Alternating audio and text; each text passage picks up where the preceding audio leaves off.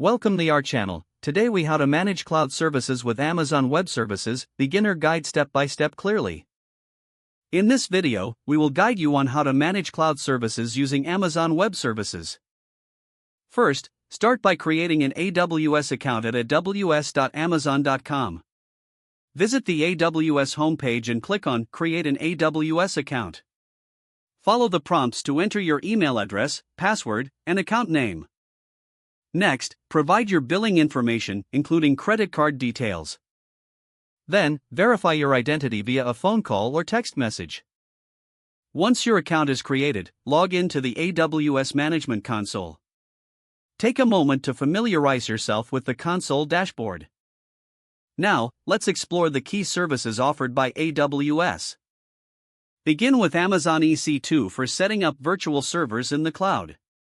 Click on the Services menu and select EC2 from the Compute section. Next, launch a new instance by clicking on the Launch Instance button. Choose an Amazon Machine Image, or AMI, that suits your needs. Select an instance type based on the performance and cost you require. Configure instance details, such as the number of instances and network settings. Add storage options if you need to modify the default settings. Set up security group rules to control inbound and outbound traffic. Review all configurations and click on Launch to deploy your instance. It may prompt you to create or select an existing key pair for secure access.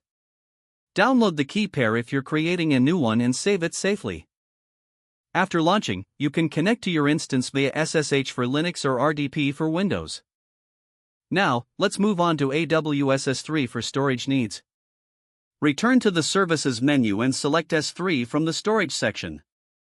Create a new bucket by clicking on Create Bucket. Follow the instructions to name your bucket and set permissions as needed. You can upload files to your bucket by clicking on Upload. Select the files you want to store and start the upload process. Next, explore AWS IAM for managing user permissions. Under the Services menu, choose IAM from the Security, Identity, and Compliance section. Create new users and assign them appropriate permissions based on their roles. Make sure to set up multi-factor authentication for enhanced security. Don't forget to like this video and subscribe to our channel for more step-by-step tech guides.